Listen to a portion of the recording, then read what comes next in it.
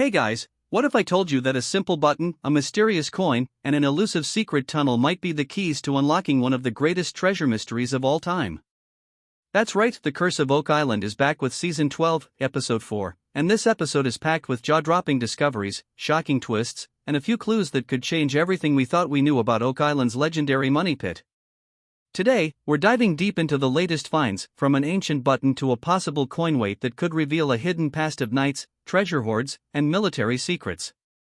So buckle up, treasure hunters, because this is one episode you don't want to miss. Welcome back, treasure seekers. It's time to break down episode 4 of The Curse of Oak Island, and trust me, this one had us all on the edge of our seats. From small discoveries with big implications to a larger excavation that might just blow the whole mystery wide open, this episode had it all. The search for Oak Island's fabled treasure has been 200 years in the making, but in this episode, it feels like the Lagina brothers and their team are closer than ever to finally cracking the code. And it all starts with an unlikely set of clues: a button, a coin, and a secret underground tunnel. But these aren't just random finds, each one tells a story, and that story might just lead to buried treasure. Let's kick things off with the most intriguing element: the secret tunnel. The Oak Island team has been following a theory that points to the flood tunnels, the infamous underwater channels designed to flood the money pit with seawater whenever someone tries to dig too deep. In this episode, the team uses maps from the 1960s, created by treasure hunter Bobby Restall, to pinpoint a potential convergence point for these flood tunnels. The idea is simple but powerful: if they can locate and block the source of the floodwater, they could finally access the treasure at the bottom of the money pit. But as always with Oak Island, it's easier said than done. The convergence point, where multiple finger drains are believed to meet, is located at tidal level, meaning it's underwater at high tide. This complicates things because environmental laws prevent digging below the waterline without special permits. So what do? They shift their digging operations slightly inland. Using heavy-duty excavation equipment, they begin peeling back layers of earth, looking for signs of old tunnels, shafts, or any evidence of human-made structures. Their goal is clear: find something that connects back to the infamous flood system. And here's where it gets exciting: they believe they're close. The evidence suggests they might be tapping into one of these flood channels, possibly the same one discovered by the Restalls in 1961 when they attempted to block it with concrete. If the team can find remnants of that concrete or identify a tunnel, they could be on the brink of shutting off the flood system once and for all. That alone would be a game-changer for the entire Oak Island mystery. Imagine a money pit without water constantly rushing in, the dream of every treasure hunter since the 1700s. Next up is the discovery of a button, but not just any button. This small copper alloy button is found by Craig Tester and Gary Drayton while sifting through spoils from Lot 5, one of the most intriguing locations on the island. Now, I know what you're thinking: it's just a button, what's the big deal? But on Oak Island, every small discovery has the potential to rewrite history. According to Gary, this isn't an ordinary button you'd find on a modern coat. It's a tunic button, possibly from the late 1600s to the mid-1700s. The design suggests it belonged to someone of higher status, perhaps military, perhaps nobility, or even someone directly involved in the original creation of the money pit. When the button is analyzed, it's revealed to be a copper-iron alloy with a significant amount of lead. And here's the kicker: there's no sign of modern contamination. This points to one conclusion: it's old. This small clue could be a vital link in the chain of evidence that connects the mysterious round feature on Lot 5 to larger theories about British military involvement on Oak Island. As the investigation unfolds, the team realizes that every discovery, no matter how small, could be part of a much larger puzzle. With each episode, the pieces are slowly falling into place, and the legend of Oak Island continues to grow. Could they be on the verge of uncovering the truth behind one of history's greatest unsolved mysteries? The evidence is mounting, and the excitement is at an all-time high. Stay tuned, treasure hunters, because the curse of Oak Island is far from over. It's one thing to find a button, but to connect it to soldiers or high-ranking figures raises questions about who was on the island and why. Could they have been part of a secret mission to bury treasure? Were they part of the infamous Knights Templar? The deeper you dig into Oak Island, the more you realize there's always more to the story.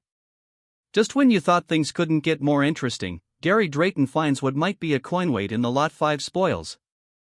This find sparks a lot of speculation. At first glance, it looks like a lead disc with a distinctive shape, the kind of shape you'd expect from a coin weight used in medieval trade. Back then, coins didn't always have a consistent weight, so merchants used coin weights to ensure they weren't being scammed. Gary immediately calls it out as a possible coin weight, but when it's brought to the Oak Island lab, there's some disagreement. Emma Culligan suggests it could be modern based on its chemical composition, specifically the phosphorus content, which wasn't common in older lead artifacts. But here's the thing, nothing else about Lot 5 seems modern. This creates a mystery within a mystery. If it really is a coin weight, it could be evidence that large sums of treasure, possibly in gold, were being weighed and divided on Oak Island. Imagine the scenario: treasure hoarders, perhaps pirates or military operatives, using this tool to divide up the spoils. Even though Emma believes the artifact might be modern, she agrees to do a laser ablation test, a process that can determine the exact age and origin of the lead. If the lead proves to be from the 1600s or earlier, it could be the strongest proof yet that Oak Island's hidden treasure exists. So let's take a step back. In one episode, we have 3 huge clues: the button, with possible military origins hinting at soldiers, nobility, or organized treasure depositors; the coin weight, a tool possibly used to divide valuable treasure; and the secret tunnel, evidence that they're closer than ever to blocking the flood system. If you're like me, you're already putting the pieces together. These aren't random discoveries, this is a trail of breadcrumbs. Everything points to people of power and influence being on the island, protecting something so valuable that they created an elaborate flood system to keep it hidden. With the potential to shut down the flood tunnel and isolate the money pit, the stakes have never been higher. Could this be the season where the Lagina brothers finally crack the curse of Oak Island? Will they finally locate treasure buried for centuries? The button, the coin weight, and the tunnel are all pointing toward one undeniable truth: they're getting closer. The days of digging blind are over. With every discovery, the mystery becomes clearer, and if you're a fan of this show, you know that it only takes one breakthrough find to change everything. The journey to uncover Oak Island's elusive secrets is a test of resilience, ingenuity, and patience. As the team continues drilling borehole FN 15.5, the excitement lingers despite the absence of immediate revelations. Each core sample brings a mix of hope and uncertainty, but the unwavering belief that they are on the brink of something extraordinary keeps the energy high. The Golden Egg Zone, believed to be a high-potential area for treasure or critical evidence, serves as a symbol of the team's enduring faith in the mission. The convergence of history, science, and intuition is evident in every step of their excavation process. While their findings in FN 15.5 were inconclusive, the team remains committed to exploring the adjacent areas. As Rick Lagina often reminds his colleagues, the search is not just about treasure, it's about solving one of history's greatest mysteries. This perspective fuels their determination, even in moments of frustration. The discoveries on Lot 5, combined with ongoing efforts at Smith's Cove and the Money Pit, underscore the interconnected nature of Oak Island's mysteries. Each piece of evidence adds a layer to the overarching narrative, much like assembling a jigsaw puzzle with missing pieces. The team's collaboration, despite differing theories and interpretations, exemplifies the unity needed to solve such a complex mystery. From 14th century tokens to ancient buttons, every artifact is a breadcrumb leading closer to the truth.